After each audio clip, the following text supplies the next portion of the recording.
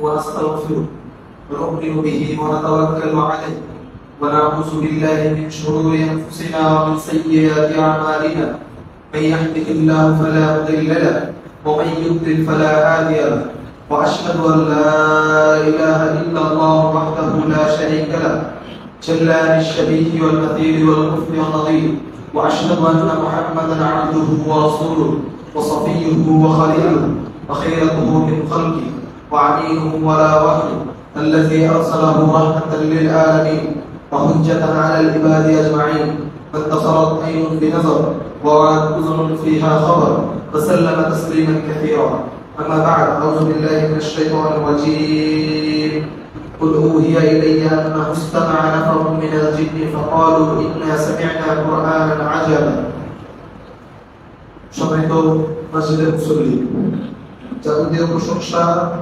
তারিফ গুণগান সানা আমাদের জীবন আমাদের মৃত্যু আমাদের কুরবানি আমাদের সিয়াম আমাদের কিয়াম আমাদের প্রত্যেকটা ইবাদত মহান প্রতিপালক রব্বে কারীম জাল্লা জালালুহু ওয়া তাকাদ্দাসাত আসমাউহু দরবারে যে মহান মালিক আমাদেরকে সৃষ্টি করেছেন যে মহান মালিক আমাদেরকে জুমার দিন উপস্থিত হওয়ার তৌফিক দান করেছেন যে মহান মালিক আমাদেরকে জুমার উদ্দেশ্যে কিছু আমল করার তৌফিক দান করেছেন সেই মহান প্রতিপালকের শাহী দরবারে সকলেই শুকরিয়া আদায় করছি আলহামদুলিল্লাহ আলহামদুলিল্লাহ দরুদ এবং সালাম বর্ষিত হোক সর্বকালের সর্বশ্রেষ্ঠ মহামানব সর্বকালের সর্বশ্রেষ্ঠ নবী সর্বকালের সর্বশ্রেষ্ঠ নেতা সর্বকালের সর্বশ্রেষ্ঠ রাজনীতিবিদ সর্বকালের সর্বশ্রেষ্ঠ অর্থনীতিবিদ যার উপরে কোনো অর্থনীতিবিদ যিনি যে অর্থনীতি দিয়ে গেছেন তিনি যে অর্থনীতি দিয়ে গেছেন তার উপরে কোনো অর্থনীতি নাই তিনি যে রাজনীতি দিয়ে গেছেন তার বাইরে কোনো রাজনীতি নাই তিনি যে ধর্ম আমাদেরকে দেখিয়ে দিয়ে গেছেন যে দিন আমাদেরকে দিয়ে গেছে সেই দিনের বাইরে কোনো দিন নাই সম্মানিত সকলেই আমাদের উপর দরুদ এবং সালাম পেশ করছি আল্লাহুম্মা সাল্লি আল্লাহুম্মা বারিক সম্মানিত উপস্থিতি একটি মহা গুরুত্বপূর্ণ বিষয় আপনাদের সামনে খোলাসা করতে চাচ্ছি মহা গুরুত্বপূর্ণ বিষয় মহাগ্রন্থ আল কোরআন এর প্রতিক্রিয়া এক বিশাল বিষয় আমাদের জীবনটাই কোরআন কেন্দ্রিক একজন মুমিনের একজন মুসলিমের জীবনটাই হলো কোরআন কেন্দ্রিক কারণ এটা কোন দিক থেকে শুরু করব কোন দিক থেকে শেষ করব এটা এক একটা আয়াতের উপর পিএইচডি থিসিস হয় আমরা আজকে ইনশাআল্লাহ আলোচনা করব কোরআনের প্রতিক্রিয়া মানুষের উপর মানব জাতির উপর কোরআন কিভাবে প্রতিক্রিয়া সৃষ্টি করে সম্মানিত উপস্থিতি ইতিপূর্বে আমরা আপনাদের সাথে কিছু বিষয় আলোচনা করব যেন আপনাদের এই বিষয়টা বুঝতে অনেক সহজ হয় আল্লাহ রাব্বুল আলামিন মানব জাতি সৃষ্টি করেছেন দুইটা জিনিসের সমন্বয় একটা হলো রূহ আর একটা হলো জিসম আল্লাহ রাব্বুল আলামিন বলেন জিসমটা কিভাবে আল্লাহ রাব্বুল আলামিন সৃষ্টি করেছেন সেটা বলছে ওয়ালাকাদ খালাকনাল ইনসানা মিন সালসালিন মিন হামালিন মাসনুন আল্লাহ বলছেন আমি মানুষকে সৃষ্টি করেছি খনখনে কাঁচা মাটি সৃষ্ট মাটি যে মাটিতে একটু শক্ত পায়ে দিলে ঠন ঠন ঠুষ্ট শব্দ করে মানে কিছুটা শক্ত হয় মানুষকে আল্লাহ রাব্বুল আলামিন এই মাধ্যমে সৃষ্টি করেছেন এবং আমি আপনাদের সামনে একেবারে সহজ ভাষায় বলবো যেন আপনারা বুঝতে পারেন মানুষকে আল্লাহ রাব্বুল আলামিন মাটির মাধ্যমে সৃষ্টি করেছেন আর রূহ সম্পর্কে আল্লাহ রাব্বুল আলামিন বলছেন ফাইজা সাওয়াইতুহু ওয়া নাফাখতু ফীহি মির রূহি ফাকাউ লাহু সাজিদিন যখন মানুষকে পূর্ণাঙ্গ অবয়ব দেওয়া হয়ে গেল সূরা হিজরের বিস্তারিত আলোচনা এসেছে চিন্তা আল্লাহ অগ্নিশিখা আগুন থেকে তৈরি করেছে তারপর আবার বলছে যখন মানুষকে আমি পূর্ণাঙ্গ অবয়ব দিয়ে দিলাম তখন তার মধ্যে ফানাফাখতু ফীহি মির রূহি ফাকাউ লাহু সাজিদিন অতঃপর মানুষের মধ্যে যাকে সৃষ্টি করা হয়েছে তার মধ্যে আমি আমার রূহ ফুঁকে দিলাম রূহ কি আমি এই বিষয়ে সম্ভবত আগে আলোচনা করেছি রূহ হলো আল্লাহ রাব্বুল আলামিনের আদেশ সূরা ইসরাঈলে এসেছে রূহ আল্লাহ রাব্বুল আলামিনের আদেশ মানুষ দুইটা জিনিসের সমন্বয়ে মানুষ বলা হয় প্রাচীন পূর্বে তার ব্রেন ছিল কিডনি ছিল হার্ট লিভার সবই ছিল এখন কোন দৃশ্য জিনিসটা নেই সেটা দেখা যায় না যার ফলশ্রুতিতে তাকে আর রহিম ভাই বলা হচ্ছে না তাকে বলা হচ্ছে লাশ সেটাই হচ্ছে আপনি বিজ্ঞানী যারা বিজ্ঞান চর্চা করে তাদেরকে জিজ্ঞাসা করুন তোমরা তো যেটা দেখো না সেটা বিশ্বাস করো না তারা যা দেখে না তা বিশ্বাস করে না তারা যে জিনিস দেখে না সেই জিনিসে তারা বিশ্বাস করে না। এখন তার মধ্যে কোন সে জিনিসটা যার কারণে সে লড়াচড়া করছে, সেটা হলো রূপ, যেটা দেখা যায় সেটা হলো আল্লাহ রাব্বুল আলামিন রূহহীন, আপনি বলবেন রূপ বা আল্লাহ রাব্বুল আলামিনের আদেশ। সবাই তো বুঝতে পারে এই বিষয়ে অনেক আলোচনা করতেছি, গত বছর কিছু আলোচনা করতেছি, রূপ সম্পর্কে আপনাদের সামনে আলোচনা করছি। তার মানে বোঝা যাচ্ছে মানুষকে মানুষ বলা হয় দুইটা জিনিসের সমন্বয়, একটা হলো দেহ, আরেকটা হলো এর ভিতরে আল্লাহ রাব্বুল আলামিনের ফুঁকে দেওয়া রূহ। দুইটা জিনিসের সমন্বয় একজন মানুষ। কয়েকটা বিষয় আমি আপনাদের সামনে খোলাসা করছি। মাটি থেকে আমাদেরকে সৃষ্টি করা হয়েছে, আদমকে, এই দেহকে। এই দেহের খাদ্য মাটিতে রয়েছে, এই দেহের খাদ্য রয়েছে মাটিতে, চাল, গম, ভুট্টা, যা হয় সবকিছু ঘুরে ফিরে দেখবেন এই তৃণলতা, সবকিছু ঘুরে ফিরে মাটিতে। এই মাটির দেহের খাদ্য মাটিতে রয়েছে, এই মাটির দেহের খাদ্য মাটিতে রয়েছে। সম্মানিত উপস্থিতি, কিন্তু আল্লাহ রাব্বুল আলামিন যে রূহ দিয়েছে, সেই রূহের খাদ্য কোথায় আছে? আপনি দেখুন, আমি মুসলিমের কিছুদিন আগেও এই বিষয় আলোচনা করার পরে আমি উইকিপিডিয়া দেখছি, আমি গুগলে সার্চ করছি পৃথিবীতে আত্মহত্যা রেটিং। হাল আমাদের অনেক মানুষ আত্মহত্যা করছে। 1996 সালে বা 98 সালে বাংলাদেশের অনেক বড় একজন তারকা, বিরাট বড় অনেক বড় একটা চলচ্চিত্র জগতের একজন তারকা আত্মহত্যা করল। তারপর কিছুদিন পরে সঙ্গীত শিল্পী, কত জানেন, একেবারে পত্রিকায় একটা লিস্ট চলে এসেছে। একজন সঙ্গীত শিল্পী কিছুদিন পর কোন এক ব্যান্ডের তিনি আত্মহত্যা করেছিলেন। গুরুত্বপূর্ণ বিষয় আমি আপনাদের সামনে তুলে ধরেছি, আত্মহত্যা করেছে। তার কিছুদিন পর অতিরিক্ত শিক্ষিত কিছু মানুষ, অতিরিক্ত শিক্ষিত কিছু ব্যক্তি আত্মহত্যা করেছে। আলামলে রিসেন্ট সময় জগন্নাথ বিশ্ববিদ্যালয়ের একজন ছাত্রী আত্মহত্যা করেছে, তার প্রচুর পরিবার। এর কয়েকদিন আগে সারা পৃথিবীতে একটি আত্মহত্যা মানুষকে ধাক্কা দিয়েছে। ভারতের একজন অনেক বড় সেলিব্রিটি, কেন বলছি, অনেক বড় একজন সেলিব্রিটি ভারতের, মানুষ তো একেবারে তার জন্য বিরাট, এক হিন্দু সেলিব্রিটি আত্মহত্যা করেছে। আপনাদের কাছে প্রশ্ন, এই যে এত বড় বড় সেলিব্রিটিরা আত্মহত্যা করছে, তাদের কি নেই তাদের আত্মহত্যা করছে? একটা পোশাক পরে তারা লক্ষ লক্ষ টাকা দেবে, একটা পোশাকের ডিজাইন করে পৃথিবীর সর্বশ্রেষ্ঠ ডিজাইনার, বাড়িতে কিনে একটা বাড়ি, একটা ফ্ল্যাট, তাদের সেই মুম্বাইয়ের একটা ফ্ল্যাট কিনতে আমাদের অর্ধেক বাড়িগুলো বিক্রি করতে হবে, একটা বাড়ি কিনতে অর্ধেক বাড়িগুলো বিক্রি করতে হবে। কি নেই তাদের? একটি গাড়ি, লিমোজিন, ল্যাম্বরগিনি, মানে কোটি কোটি টাকা, কোটি কোটি টাকার খেলাধুলা। একটা ঘড়ি পরে লক্ষ লক্ষ টাকা দাম, চাইলেই নারী, চাইলেই বাড়ি, চাইলেই গাড়ি, চাইলেই এসি, চাইলেই ডাক্তার, চাইলেই ব্যারিস্টার, সব আছে তাদের হাতের কাছে। সে জিনিসটা তাদের যার কারণে তাকে আত্মহত্যা করতে হয়।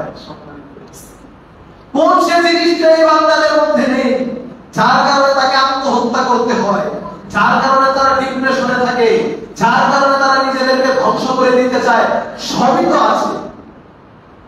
আপনি আমি যা চাই, যেগুলো আমরা চাই, একটা ভালো বাড়ি হবে, একটা ভালো গাড়ি হবে, দেহকে একটু আনন্দ দেওয়ার জন্য কিছু নারী থাকবে, দেহকে একটু ভালো রাখার জন্য ভালো ডাক্তারের কাছে যাবো, সবই তো তাদের আছে।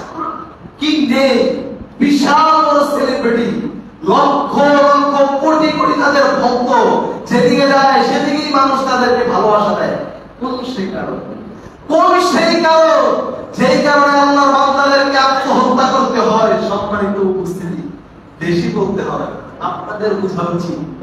এই দেহের খাদ্য তারা যোগান দিয়েছে, এই দেহের যা প্রয়োজন তারা যোগান দিয়েছে, এই দেহের জন্য ভালো মাঠ দরকার দিয়েছে, এই দেহের জন্য ভালো গাড়ি দরকার তারা নিয়েছে, এই দেহের জন্য ভালো এসি দরকার তারা নিয়েছে, এই দেহের জন্য ভালো ডাক্তার দরকার তাও তারা পেয়েছে, এই দেহের জন্য ভালো নর্তকী দরকার, তাদের ভালো নারী দরকার, সবই তো তারা নিয়েছে।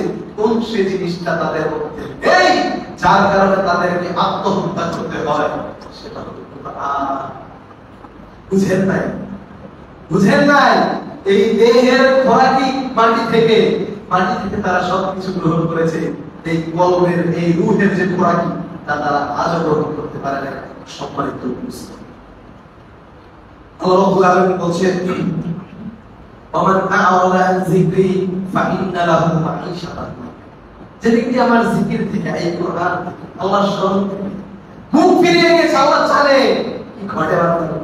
ওমান আ'রাদা আন যিকরি ফাইন্না লাহু মাঈশাতান দানকা, আমার জিকির থেকে যে মুখ ফিরিয়ে নেবে তার জীবনকে আমি আল্লাহ সংকুচিত করে দেব, সংকুচিত ন্যায় চিপা করে দেব।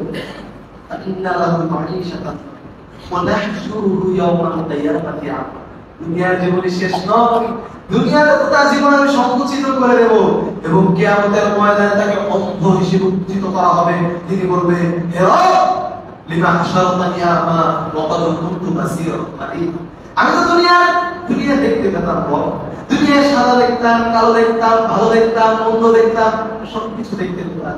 লিমা হাশারতানি আমা, আমাকে কেন আজকে অন্ধ হিসেবে উত্থিত করা হলো?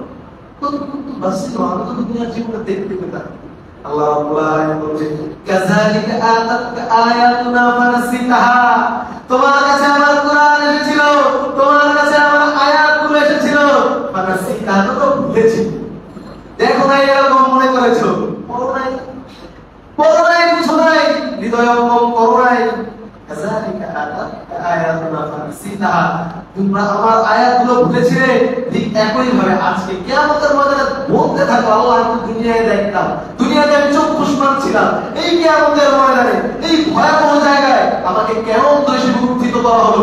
তুমি বলতে থাকো, আমি তোমাকে অবজ্ঞা করলাম, যেইভাবে তুমি আমার কোরআনকে অবজ্ঞা করেছিলে, যেইভাবে তুমি আমার কোরআনকে পড়ো নাই, যেইভাবে তুমি আমার কোরআনের নির্দেশনা মানো নাই, যেইভাবে তুমি আমার কোরআনকে ভুলে রেখেছিলে, যেইভাবে তুমি তোমার ঘরে কোরআনটাকে ভালো করে লিখতে আলমারির উপর, তাকের উপর, কামিজের উপর বছরের পর বছর ফেলে রেখেছো, কোনো খেয়াল করো নাই, কোনো মর্জি করো নাই, কোরআনটাকে ধরো নাই, কোরআনটাকে বুঝো নাই, কোরআনটাকে পড়ো নাই, কোরআন পড়ার প্রতি কোনো আগ্রহ দেখাও নাই। আরে কি বলবো, আফসোসের বিষয়, আগে ছোটবেলায় মায়েরা সন্তানদেরকে হাতে ধরে ধরে বক্তব্য দিয়ে যেত, সকালবেলা মায়েরা সন্তানদেরকে বক্তব্য দিয়ে যেত, দিন বলতেছে, মায়েরা সকালবেলা এখন উঠে সন্তানদেরকে এক গাড়ি বই নিয়ে ইংলিশ মিডিয়ামের মর্নিং শিফটে দেন। কিভাবে এই জাতি কল্যাণ পেতে পারে, কিভাবে এই জাতি কল্যাণ পেতে পারে? কল্যাণ পাওয়ার আর কোনো রাস্তা নেই, কল্যাণ পাওয়ার রাস্তা শেষ হয়ে গেছে। আল্লাহ অন্য জায়গায় বলছে, ওমাইয়া আশওয়ান যিকরির রহমানি মুতাইয়িদাহু শাইতান, যে আমার জিকির থেকে, ওমাইয়া আশওয়ান যিকরির রহমানি মুতাইয়িদাহু শাইতান ফাহুয়া লাহু করিন।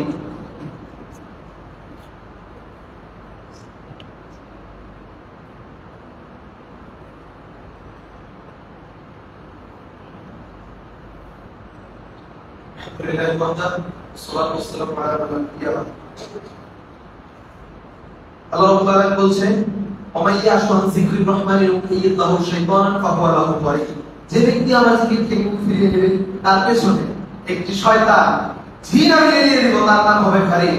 দেখবে যারা আল্লাহর জিকির করে না, আল্লাহকে স্মরণ করে না, আল্লাহর কথা মনেও করে না, এই ব্যক্তিগুলো এত বদ কাজ করতে থাকে, মনে হয় তিনি ধর্মের মধ্যে, মনে হয় তিনি দিনের মধ্যে, তার মধ্যে পরকালের প্রতি কোনো চেতনাই নেই। সম্মানিত উপস্থিতি, আল্লাহ রাব্বুল আলামিন বলছেন, ডিপ্রেশনে থাকবে, মনমরা হয়ে থাকবে, আত্মহত্যা করে তারা জানেন আল্লাহ রাব্বুল আলামিন পবিত্র কালামে কি বলে দিয়েছে, ওহা মা আনজালনা আলাইকাল কুরআন লিতাশকা।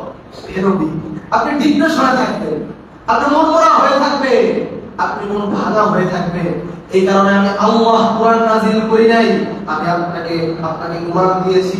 আপনি দুনিয়ার বুকে এমন ভাবে থাকবেন, আপনি আখিরাতের জন্য আশাবাদী থাকবেন, জান্নাতের জন্য আশাবাদী থাকবেন, পরকালের প্রতি আপনি আশা নিয়ে থাকবেন, আপনি জান্নাতে যাবেন। আপনার মনে আনন্দ থাকবে, আপনি কোরআন জানেন, আপনি কোরআনের পাঠক, আপনার ভিতরে এই আশা থাকতে হবে যে এই কোরআনের মাধ্যমে আমি জান্নাতে যাব, এই দ্বীনের মাধ্যমে আমি জান্নাতে যাব, এটা বুঝার মাধ্যমে আমি জান্নাতে যাব। সম্মানিত উপস্থিতি, আল্লাহ রাসূল কি সুন্দরভাবে আল্লাহর কাছে দোয়া করতো, ওয়াজআলিল কুরআন রাবিয়া কুলুবিনা, হে রব এই কোরআনটাকে আমার সিনার পছন্দ বানায় দেন। মানুষ আসলে বুঝে না, মানুষ চিন্তাও করে না এই কোরআনটা কি। এই কোরআন হুজ্জাতুল্লাহ আলাইহি, এই কোরআন আপনার পক্ষে কথা বলবে কিয়ামতের ময়দানে, নতুবা এই কোরআন আপনার বিপক্ষে কথা বলবে, মানুষ আসলে বুঝার চেষ্টাও করে না। তার রব দেখুন, জাকির নায়কের লেকচার সময় একটা বই আছে, অসাধারণ কয়েকটি বিষয় কোরআন বুঝার উপরে তিনি আলোচনা করেছেন। তার মধ্যে একটি বিষয়, আপনার একজন বন্ধু, সাপোজ ছোট থেকে বড় হয়েছেন, আপনি ছোট থেকে বড় হয়েছেন এই বন্ধুর সাথে। একটা সময় আপনার দোস্ত, আপনার বন্ধু আপনাকে ছেড়ে চলে গেল ইতালি, স্পেন, জার্মানি, অনেকটা দেশে চলে গেল। তার সাথে আপনি ছোট থেকে বড় হয়েছেন, তার সাথে আপনার হৃদয়ের হৃদ্যতা, তার সাথে আপনার অনেক ভালোবাসা, তাকে আপনি অন্তর থেকে এই বন্ধুকে অনেক ভালোবাসেন, এখনো বাসে। সে হঠাৎ চলে গেল ইতালি, স্পেন অথবা জার্মানি। আপনার বন্ধুর জন্য আপনার হৃদয়টা কান্না করে, আরে বন্ধু চলে গেছে, বছরের পর বছর বন্ধুর কোনো খবর নাই। তাই বন্ধুর কথা মনে করে, সম্মানিত উপস্থিতি, বন্ধুর কথা মনে করতে করতে হঠাৎ একদিন বন্ধু আপনাকে একটি পত্র লিখেছে। আপনি তো খুশিতে পারবেন, আমার বন্ধু আমায় পত্র লিখেছে, আমার জিগরি দোস্ত আমাকে পত্র লিখেছে, অনেক বছর পর পত্র লিখেছে, স্মরণ তো করেছে আমার বন্ধু আমায়। পত্রটা খুলে, চিঠিটা খুলে দেখলে সেই বন্ধু পত্রটা লিখেছে স্পেনের ভাষায়, পর্তুগিজ ভাষায়, সে যে দেশে আছে সেই ভাষায়। মনকে একটু বেজার হবে, তারপর ধরে বলবে, যাই হোক বন্ধু পত্র লিখেছে, স্পেনের ভাষায় লিখেছে, স্পেনের ভাষা বুঝে তার কাছে দৌড়ে যাবে, প্রিয় ভাই দেখুন না, প্রিয় বন্ধু আমার কি মেসেজ দিয়েছে আমাকে, আমার প্রিয় বন্ধু এত বছর পর আমাকে কি লিখে পাঠিয়েছে, আমার হৃদয়টা ভেঙে আছে, আমার বন্ধু কি বলছে আমি তো জানি না, একটু প্রিয় ভাই বলে দিই আমার বন্ধু আমার দেশে কি লিখেছে। আপনি যাবে, আপনি জিজ্ঞাসা করবে, আপনি ওসাইল মাধ্যম গ্রহণ করবেন যে কিভাবে কি লিখেছে সেটা বুঝতে। আফসোসের বিষয়, মুসলমান পরিতাপের বিষয়, মুসলমান জাতি বয়স 40 বছর, 50 বছর, 60 বছর হয়ে গেছে, আজও সে জানলো না তার মহামহিম প্রতিপালক 1500 বছর পূর্বে তার জন্য এই মহাগ্রন্থ আল কোরআনে তার উদ্দেশ্যে কি বলে দিয়েছে, সে আজ পর্যন্ত জানে না। আফসোসের বিষয়, পরিতাপের বিষয়, বিসিএস এর জন্য এই মোটা মোটা বই করে শেষ করেছে। ইউনিভার্সিটির জন্য ছাত্ররা কত বই করে শেষ করে, কুয়েট মেডিকেল কত পড়া, আজ পর্যন্ত এই বাংলারা বড় বড় সরকারি কর্মচারী কর্মজীবী হয়ে গেছে, তারা আজ পর্যন্ত জানে না মহাগ্রন্থ আল কোরআন কিভাবে তারা পৃথিবীর সেই স্বর্ণ শিখরে পৌঁছতে পারে, কিভাবে তারা উন্নতির চরম শিখরে পৌঁছতে পারে। এটা তো মুসলমানদের আলোচনা ছিল, এটা তো মুসলমানদের ব্যক্তিত্ব ছিল না। সম্মানিত মুসলিম, আল্লাহ রাসূল সাল্লাল্লাহু আলাইহি ওয়াসাল্লামের বিখ্যাত সাহাবী, চার খলিফার একজন বড় সম্মানিত খলিফা ওমর ইবনে খাত্তাব রাদিয়াল্লাহু তাআলা আনহু বলেন, ইন্নাল্লাহা ইয়ারফাউ বিহাযাল কিতাবা আকওয়ামান ওয়া ইয়াদাউ বিহি আখারিন। এই কোরআনের মাধ্যমে, এই কোরআনের মাধ্যমে আল্লাহ রাব্বুল আলামিন অনেক জাতিকে সম্মানের উন্নতির চরম শিখরে পৌঁছে দেন। আবার অনেক জাতিকে এই কোরআনের মাধ্যমে, কোরআন না পড়ার কারণে, কোরআন না জানার কারণে, কোরআনের উপর আমল না করার কারণে তাদেরকে একেবারে পৃথিবীর নিম্ন স্তরে যেমন ভাবে আজকে মেরে যাচ্ছে, যেমন ভাবে আজকে আমরা খাচ্ছি, এই কোরআন আল্লাহর কসম করে বলে যাচ্ছি, আমি বিশ্বাস করুন আজকে মুসলিম জাতির ধ্বংসের সবচেয়ে বড় কারণ প্রথম মুসলমান পৃথিবী, বিশাল একটি অংশ, বৃহৎ একটি অংশ মুসলমান, সংখ্যায় কোটি কোটি, 200 কোটি প্রায় মুসলমান, 600, 550, 600 কোটি মানুষের ভিতরে প্রায় 200 কোটি মুসলমান কিছুই করতে পারছে না। 90 লক্ষ ইহুদির কাছে আপনারা আছেন, 90 লক্ষ ইহুদির কাছে আপনারা আছেন, শুধু আমরা মুসলমানই হয়েছি, নামেই মুসলমান হয়েছে, কোরআন কোনদিন পড়ি নাই, কোরআন কোনদিন বুঝি নাই, কোরআন কিভাবে বুঝতে হবে। সম্মানিত কোরআনটা কি, কোরআনটা কি মানুষ যদি বুঝতো, আল্লাহ কোরআনের সূরা জিনের প্রথমে বলে দিচ্ছেন, কুল উহিয়া ইলাইয়া আন্না মুস্তামা'a নাফারুম মিনাল জিন্নি ফাকালু ইন্না সামি'না কুরআনান আজাব। জিনের একটি দল ওয়াদিয়া নাখলাম জায়গা দিয়ে, তায়েফের জায়গা দিয়ে আল্লাহ রাসূল সাল্লাল্লাহু আলাইহি ওয়াসাল্লাম হযরত সাহাবা আদায় করছে, এমন সময় জিনের একটি দল চলে যাচ্ছে, যেতে যেতে তারা শুনছে এবং আল্লাহ সেটা কোরআনে উল্লেখ করে দিচ্ছে, তারা হচ্ছে কুল উহিয়া ইলাইয়া আন্না মুস্তামা'a নাফারুম মিনাল জিন্নি ফাকালু ইন্না সামি'না কুরআনান আজাব। আমরা একটি আশ্চর্যজনক কোরআন শুনতে পাচ্ছি, তারা একটি আশ্চর্যজনক কোরআন শুনতে পাচ্ছে। আপনাদের কাছে যদি আমি কোরআন তেলাওয়াত করি, আপনাদের সামনে যদি কোরআন পড়ি, আপনাদের কতটুকু প্রতিক্রিয়া আমি আপনাদের সামনে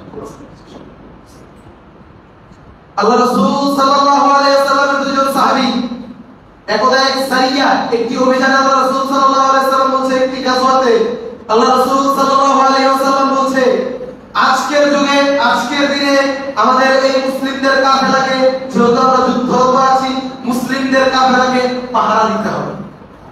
মনোযোগ এদিকে সংকলিত করছি আমরা আমাদের মূল আলোচনায় প্রবেশ করছি। মুসলিমদের এই কাফেলাকে পাহারা দিতে হবে। রাত্রে বেলা মুসলমানদের যে কাফেলা ঘুরবে তাদেরকে দুইজন সৈনিকের পাহারা দিতে হবে। কে কে সেই পাহারা? দুইজন সাহাবী দাঁড়িয়ে গেলেন, আব্বাস বিন বিশর, আম্মার বিন ইয়াসার। দুইজন সাহাবী দাঁড়িয়ে গেলেন, হে আল্লাহর নবী, আজকের রাত্রে আমরা এই মুসলিমদের কাফেলাকে পাহারা দেব। হে আল্লাহর নবী, নিশ্চিন্ত হয়ে যান, আজকের দিনে এই মুসলিমদের কাফেলাকে আমরা পাহারা দেব, আপনি নিশ্চিন্ত হয়ে যান। আল্লাহ রাসূল সাল্লাল্লাহু আলাইহি ওয়াসাল্লাম এই দুইজন সাহাবীকে নিয়োগ দিলেন, দুইজন সাহাবী রাত্রেবেলা পাহারা দিচ্ছে। আমি যদি বলি এই যুবক ভাই আজকের রাত্রে মালিকুল্লাহ এই মাথা থেকে ওই মাথা দুইজন করে চারজন যুবকের পাহারা দিতে হবে। দুইজন যুবক পাহারা, কোনো সমস্যা নেই। এখন যদি তাদেরকে বলি সারা রাত পাহারা দিতে হবে, কোনো সুবিধা নেই, যে পাহারা দিব। ওই দুইজন সাহাবীও পাহারা দিবে মুসলিমদের কাফেলায়। আলহামদুলিল্লাহ পাহারা দিচ্ছে। পাহারা দিলে এখন তারা রাত ভাগ করে দিচ্ছে। কিভাবে? যে বলছে রাতের প্রথম অংশ হে আব্বা আপনি পাহারা দিন, রাতের দ্বিতীয় অংশ আমি আম্মার পাহারা দেব। ঠিক আছে, একজন ঘুমাবে একজন পাহারা দেব, সুন্দর নিয়ম। এখন একা দাঁড়িয়ে দাঁড়িয়ে পাহারা দিন। আল্লাহ রাসূল সাল্লাল্লাহু আলাইহি ওয়াসাল্লামের সাহাবী আল্লাহু আকবার বলেছে বলছে দাঁড়িয়ে দাঁড়িয়ে একা পাশে পাহারা দেব, হ্যাঁ, আর এইভাবে আমাদের সময়গুলো নষ্ট করে দেব। কাজ করি, কুরআন তেলাওয়াত করি, সালাতে দাঁড়িয়ে যাই, কুরআন তেলাওয়াত করি, সালাতে দাঁড়িয়ে যাই। সালাতে দাঁড়িয়ে গেছে আব্বাস বিন বিশর, সালাতে দাঁড়িয়ে তিনি তেলাওয়াত করছে সূরা কাহফের অংশ, আলহামদুলিল্লাহিল্লাযী আনসালা আলা আবদিহিল কিতাবা ওয়া লাম ইয়াজআল লাহু ইওয়াজা। আমি যদি এই যুবককে বলি পাহারা, কেউ মোবাইল টিপাবে, কেউ পাবজিতে, কেউ ফ্রি ফায়ারে, কেউ নারী আসক্তি, কেউ এই কাজ, কেউ লুডু, কেউ ফাইজলামি, কেউ ফাতরামি, কেউ বিদ্যামি, কেউ তার সময়কে যেভাবে ধ্বংস করতে পারে সেভাবে ধ্বংস করবে। আব্বাস বিন বিশর সালাতে দাঁড়িয়ে গেছে, আব্বাস বিন বিশর সালাতে দাঁড়িয়ে বলছে আলহামদুলিল্লাহিল্লাযী আনসালা আলা আবদিহিল কিতাবা ওয়া লাম ইয়াজআল লাহু ইওয়াজা। দূর থেকে সৈনিক দল, দূর থেকে শত্রু দল দেখছে এটা কি মানুষ নাকি গাছ, এটা কি মানুষ নাকি গাছ, এটা কি মানুষ নাকি গাছ। দূর থেকে তীর নিক্ষেপ করলো। সাহাবী আব্বাস বিন বিশরের ডান হাতে লাগলো। সাহাবী আব্বাস বিন বিশর তেলাওয়াত করছে, তীর লেগেছে আলহামদুলিল্লাহিল্লাযী আনসালা আলা আবদিহিল কিতাবা ওয়া লাম ইয়াজআল লাহু ইওয়াজা। আবার দূর থেকে আরেক তীর নিক্ষেপ করছে, তার বাম হাতে আঘাত হচ্ছে, তিনি তেলাওয়াত করছে আলহামদুলিল্লাহিল্লাযী আনসালা আলা আবদিহিল কিতাবা ওয়া লাম ইয়াজআল লাহু ইওয়াজা। আবার দূর থেকে আরেক তীর নিক্ষেপ করছে, আবার তার আরেক বাহুতে লাগছে, তিনটি তীর নিক্ষেপ করছে। তিনি বলছে আলহামদুলিল্লাহিল্লাযী আনসালা আলা আবদিহিল কিতাবা ওয়া লাম ইয়াজআল লাহু ইওয়াজা। আর আল্লাহর রাসূলের সাহাবী তৃতীয় তীর লাগার পর তার সালাতটি সংক্ষিপ্ত করলেন। তার সাথে আম্মার বিন ইয়াসারকে জাগিয়ে বলছে দেখে উঠে পিঠি দিয়ে রক্ত পড়ছে হাত দিয়ে, আর বলছে হে আব্বাস আপনি প্রথম তীর লাগার সাথে সাথে আপনি কেন আমাকে জাগলেন না, কেন আমাকে ডাকলেন না, তাহলেই তো আমি উঠে যেতাম। বলছে আরে তুমি জানো না আম্মা, এই কুরআন তেলাওয়াতের মাধ্যমে, এই কুরআন পড়ার মাধ্যমে আমি এতটা ভালো লাগছিল, এতটা আনন্দিত হচ্ছিলাম, হৃদয়টা এত ভালো হয়ে ভরে যাচ্ছিল। আল্লাহর রাসূলের কাফেলার পাহারাদার যদি আমি অভ্যস্ত হতাম তাহলে আমি শহীদ হয়ে যেতাম। আমি আমার কুরআন তেলাওয়াত ছেড়ে দিতাম না। সুবহানাল্লাহ, কুরআন কোনদিন এভাবে পড়েনি, কুরআন কোনদিন এভাবে বুঝেনি নাই, কুরআন এইভাবে কোনদিন অনুভূতি করেন নাই। সাহাবায়ে কেরাম কিভাবে কুরআন অনুধাবন করেছে, সাহাবায়ে কেরাম কিভাবে হৃদয় দিয়ে কুরআনকে ভালোবেসেছে, বলছে সাহাবায়ে কেরাম এই কোরআনের ভালোবাসায় কিভাবে ডুবে যেত। সম্মানিত উপস্থিতি, কোরআন তো পড়তেই পারে, কোরআন তো পড়তেই পারে না। ব্যবসা খুব ভালো ছিলেন, চাকরি করতে হবে, চাকরি খুব ভালো বুঝেন, দুনিয়ার সব বুঝে, কিন্তু আল্লাহ বারবার বলছে ওয়ালাকাদ ইয়াসসারনাল কুরআন লিযিকরি ফাহাল মিন মুদ্দাকির, এই কোরআনকে তোমাদের বোঝার জন্য কে আছে এই কোরআন ধারণ করবে। সম্মানিত উপস্থিতি, কোরআন আজ পর্যন্ত বুঝেন নাই, কোরআন আজ পর্যন্ত ধারণ করেন নাই। এক সারিয়াত এক অভিযানে আল্লাহ রাসূল সাল্লাল্লাহু আলাইহি ওয়াসাল্লাম একজন সাহাবীকে ইমাম নিযুক্ত করেছেন, মানে যুদ্ধের নেতা, যুদ্ধের সেনাপতি, হ্যাঁ যুদ্ধের সেনাপতি, যুদ্ধের সব সারিয়া অভিযানের সব প্রতি ওয়াক্ত সালাতে এই সাহাবী সূরা পড়ে, সূরা একটা সূরা জিজ্ঞাসা করো কি কারণে সে সূরা ইখলাস দিয়ে তার প্রত্যেক আয়াত শেষ করছে, তাকে গিয়ে জিজ্ঞাসা করো। তাকে গিয়ে জিজ্ঞাসা করা হলে তিনি বলছে আরে এর মধ্যে রয়েছে রহমানের সবচেয়ে বড় গুণ ইখলাস, রহমানের সবচেয়ে বড় গুণ। আমি সাহাবী সূরা ইখলাসকে অনেক ভালোবাসি, সূরা ইখলাস দিয়ে সালাত শেষ করতে অত্যধিক ভালোবাসি। আল্লাহ বলছে ইজা আরাদতা ইউকাল্লিমাল্লাহু আলাইহি বিসসালাত, তোমরা যদি চাও আল্লাহর সাথে কথা বলবে, যদি বান্দারা, যদি আল্লাহর গোলামেরা তোমরা যদি চাও আল্লাহর সাথে কথা বলবে, ইজা আরাদতা ইউকাল্লিমাল্লাহু আলাইহি বিসসালাত, তাহলে তোমরা সালাতে দাঁড়িয়ে যাও। মুসলমান ভাই, হে মুসলিম জাতি, আপনাদের কাছে কাহিনী বাকি নেই, হয়তো এই খুতবা শেষ খুতবা, আপনার এটা শেষ খুতবা হতে পারে, হয়তো আমার এটা শেষ খুতবা। শ্রেষ্ঠ পাঠক আপনি, কোরআনের সর্বশ্রেষ্ঠ ব্যাখ্যাদাতা, আপনার উপর সর্বদা কোরআন নাযিল করে হে আল্লাহর নবী আপনাকে কোরআন শোনাবো। হে আব্দুল্লাহ, তুমি আমাকে কোরআন 30 নম্বর আয়াত তেলাওয়াত করছে, ফাকাইফা ইযা জিনা মিন কুল্লি উম্মাতিন বিশাহিদ ওয়া জিনা বিকা আলা হাউলাই শাহিদা। তিনি সাহাবী তেলাওয়াত করছে ফাকাইফা ইযা জিনা, হে নবী সেই দিনটা কেমন, নবী হে আল্লাহ বলছে নবী হে সেই দিনটা কেমন হবে।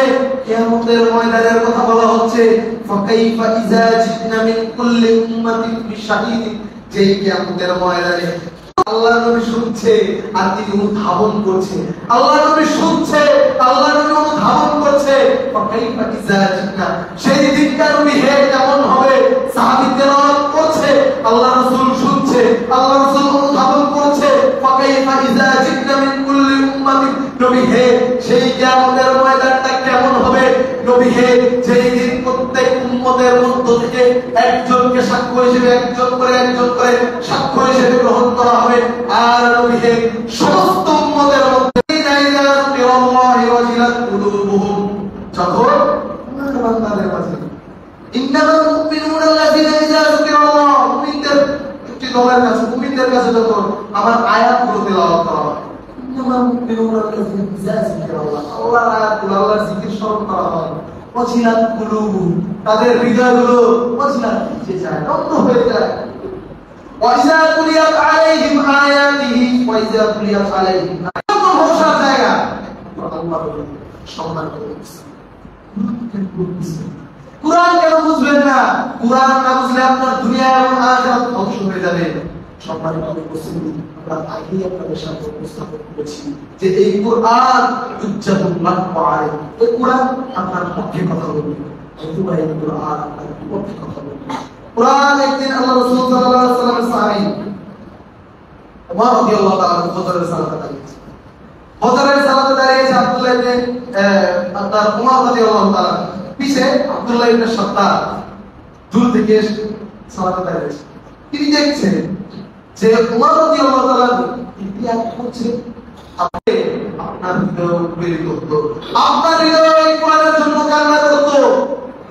ইমাম ইবনুল কাইয়িম তাফসীর রাহিমাহুল্লাহ বলছে তুকল বাকাফি সালাসাতি মাওয়াতিন, তিনটি জায়গায় তোমরা তোমাদের অন্তরকে তালাশ করো, দেখো তোমাদের ভিতরে কল আছে, দেখো তোমাদের হৃদয় আছে কিনা। যদি এই তিন সময় তোমাদের হৃদয় নাড়াচাড়া হয়, কাঁপাকাঁপি করে, তাহলে মনে করবে যে হ্যাঁ তোমাদের হৃদয় এমন কিছু আছে। তার মধ্যে এক নাম্বার হলো আইতাসমাইল কুরআন, যখন তোমাদের সামনে কুরআন তেলাওয়াত করা হয়, কুরআন যখন আপনার সামনে তেলাওয়াত করা হবে, মানুষ কোন দুনিয়ায় থাকে আল্লাহ রাব্বুল আলামিন জানে। নামাজ পড়ি অনেক ভাইয়ের সাথে, মানুষের সাথে নামাজ পড়ি, এইদিকে ওইদিকে তাকাইতেই থাকি। কোরআন তার সাথে তেলাওয়াত হচ্ছে, তিনি জানে না কোরআনের সবচেয়ে সহজ সূরা, কোরআনের সবচেয়ে ইজি যে সূরা, সেই সূরাটার নাম কি? ভয় আছে বলতে পারছেন? সবচেয়ে সহজ সূরা, যে সূরা প্রত্যেক সালাতে প্রত্যেক রাকাতে তেলাওয়াত হয়, এই সূরা ফাতিহা। অনেক মানুষ পড়ে কিন্তু উঠাপড় করে না। প্রায় দেখে আমাদের ওলামায়ে সূরা ফাতিহা পড়ছে, সূরা ফাতিহা পড়ে কান্না করছে। কি আছে সূরা ফাতিহা? প্রথম তো ধারণ করি নাই, কি আছে সূরা ফাতিহা? স্বাভাবিক অর্থ আলহামদুলিল্লাহি রাব্বিল আলামিন, প্রশংসা হলো, যাবতীয় প্রশংসা জগৎ সমূহের প্রতিপালকের, আর রহমানির রহিম, মালিক ইয়াউমিদ্দিন, ইয়াকা না'বুদু ওয়া ইয়াকা নাস্তাঈন। পরে আসলে তারপর দেখি আমাদের ওলামায়ে কেরাম সূরা ফাতিহা পড়ে। একদিন দেখছি মাহিরুল মুয়াক্কিল তিনি কাবার মধ্যে সূরা ফাতিহা তেলাওয়াত করতে গিয়ে কান্না করছে। একদিন দেখি আব্দুর রহমান সুদাইস কান্না করছে। সূরা ফাতিহাতে কি আছে? আল্লাহ রাসূল সাল্লাল্লাহু আলাইহি ওয়াসাল্লাম সহিহ বুখারীর একটি হাদিস তিনি বলছেন, বান্দা যখন বলে আলহামদুলিল্লাহি রাব্বিল আলামিন, বান্দা যখন বলে আলহামদুলিল্লাহি রাব্বিল আলামিন, আল্লাহ রাব্বুল আলামিন ফেরেশতাদেরকে বলে, হে হামিদানি আব্দি, আমার গোলাম আমার প্রশংসা করছে। এগুলো ধারণ করেন না, আপনি বুঝেন নাই, আমি বুঝিয়ে। আল্লাহ রাব্বুল আলামিন ফেরেশতাদেরকে ডাকে, বান্দা বলে আলহামদুলিল্লাহি রাব্বিল আলামিন, আল্লাহ বলে ফেরেশতারা সৃষ্টি করতে নিষেধ করেছিলি, হে আমার প্রশংসা করছে। আল্লাহ জবাব দেয়, হামিদানি আব্দি, আমার গোলাম আমাকে আমার প্রশংসা করছে। বান্দা বলে রহমানির রহিম, আল্লাহ বলে আফনা আলাইয়া আব্দি, বান্দা রহমানির রহিম বলে আল্লাহ জবাব দেয়, আমার গোলাম আমার গুণকীর্তন করছে। দেয় বান্দা বলে মালিক ইয়াউমিদ্দিন, আল্লাহ বলে মাজ্জাদানি আব্দি, আমার গোলাম আমার মর্যাদা বর্ণনা করছে।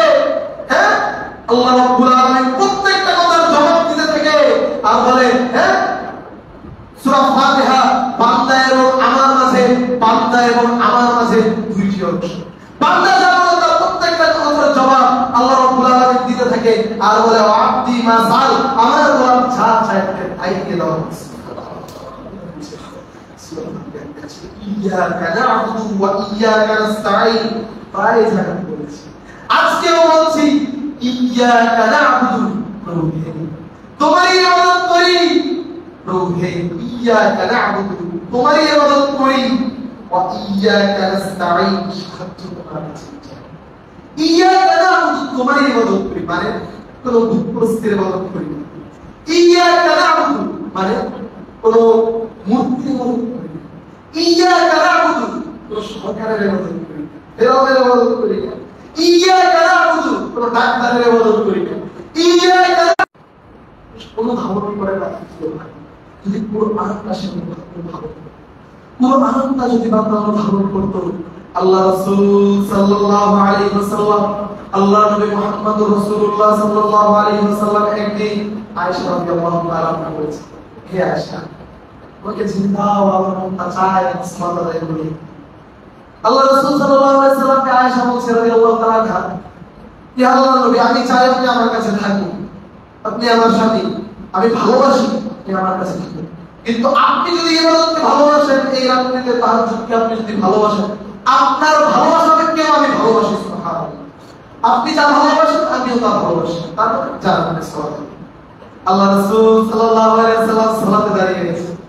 আল্লাহ রাসূল সাল্লাল্লাহু আলাইহি ওয়াসাল্লাম সালাতে দাঁড়িয়ে কোরআন তেলাওয়াত করছে, কোরআন তেলাওয়াত করছে, দরদর করে কান্না করছে, কোরআন তেলাওয়াত করছে, দরদর করে কান্না করছে, কোরআন তেলাওয়াত করছে, দরদর করে কান্না করছে। যতক্ষণ রুকুতে কাঁদছে ততক্ষণ, যতক্ষণ দাঁড়িয়ে কাঁদছে ততক্ষণ রুকুতে কান্না করছে, যতক্ষণ রুকুতে কান্না করছে ততক্ষণ সাজদায় কান্না করছে। যখন আপনার পূর্বের পাপ ক্ষমা হয়ে গেছে, আপনার পরের পাপ ক্ষমা হয়ে গেছে, তারপরেও কেন এত কষ্ট করে সারা রাত আপনি ইবাদত করেন? কেন এত কষ্ট করে আপনি আল্লাহর কাছে কান্নাকাটি করতে থাকেন? কেন এত কষ্ট করে? আফালা আকুনু আবদান শাকুরা, আমি কি আমার রবের কৃতজ্ঞ গোলাম বান্দা হব না? আমি কি আমার রবের কৃতজ্ঞ গুজার বান্দা হব না?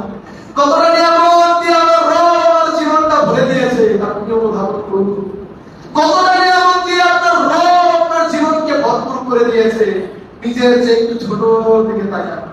আল্লাহ নবী বলছে, হে বেলাল, আমার রবের কি আমি শুকরিয়া আদায়কারী বান্দা হব না? একটু শুকরিয়া আদায়কারী বান্দা হব, একটু একটু এখানে তেলাওয়াত করুন, একটু কোরআন পড়ুন, একটু কোরআন বুঝুন। সম্মানিত উপস্থিতি, বয়স হয়ে গেছে, আপনার জন্য জরুরি মৃত্যুর আগে অন্তত পক্ষে কোরআনটা শিখুন। আর যারা কোরআন পড়তে পারে, কোরআনের অর্থগুলো বোঝার চেষ্টা করুন। তাহলে জীবন সারাটা জীবন মুসলমান হিসেবে থাকবে, সারাটা জীবন আল্লাহ বান্দা হিসেবে নিজেকে পরিচয় দিবে। অথচ এই কোরআনে আপনার রব আপনাকে কি করলো আপনি জানেন না, আপনি বুঝেন না, আপনি অনুধাবন করেন নাই। আপনার সর্বোচ্চ বন্ধু, আপনার সর্বশ্রেষ্ঠ বন্ধু, আপনার স্রষ্টা, আপনার খালেক, আপনার রিজিক দাতা, আপনার অভিভাবক আপনার জন্য কি পাঠিয়েছে তা আজ পর্যন্ত করেন নাই। কিভাবে আপনার হৃদয় উপকৃত হবে, কিভাবে আপনি নিজেকে মুসলিম হিসেবে পরিচয় দিতে পারেন, কিভাবে আপনি নিজেকে আল্লাহর বান্দা হিসেবে পরিচয় দিতে পারেন? আল্লাহ রাসূল সাল্লাল্লাহু আলাইহি ওয়াসাল্লাম বলেছেন, এই কোরআনকে যারা নিজেদের সামনে মশাল হিসেবে ধরবে, এই কোরআনকে যারা তাদের জীবনের জন্য মশাল হিসেবে সামনে রাখে, এই কোরআন থেকে পথ দেখাতে দেখাতে জান্নাতে নিয়ে যাবে। আর এই কোরআনকে যারা তাদের পৃষ্ঠদেশে রাখে, পিছে রাখে, মানে করবে না, এই কোরআন তাকে হাঁটাতে হাঁটাতে জাহান্নামে নিয়ে যাবে। চলুন কোরআনটা বুঝি, চলুন কোরআনটা ভাবুন। এই কোরআন আপনার পক্ষে কথা বলবে কিয়ামতের ময়দানে, এই কোরআন আপনার পক্ষে কথা বলবে কিয়ামতের ময়দানে, নতুবা আপনার বিপক্ষে কথা বলবে কিয়ামতের ময়দানে। এই কোরআন কোনটি হতে যাবে? আল্লাহ রাসূল সাল্লাল্লাহু আলাইহি ওয়াসাল্লামের জীবনের সর্বশ্রেষ্ঠ মুজিজা কোরআন। চলুন এই কোরআনটা পড়ি, চলুন এই কোরআনটা বুঝি। আল্লাহ রাব্বুল আলামিন আমাদের সেই তৌফিক দান করুন। আমিন। কোরআনের আলোকে, কোরআনের আলোকে যেন আমরা আমাদের জীবনকে পরিচালিত করতে পারি। আল্লাহ রাব্বুল আলামিন সেই তৌফিক আমাদের দান করুন। আমিন।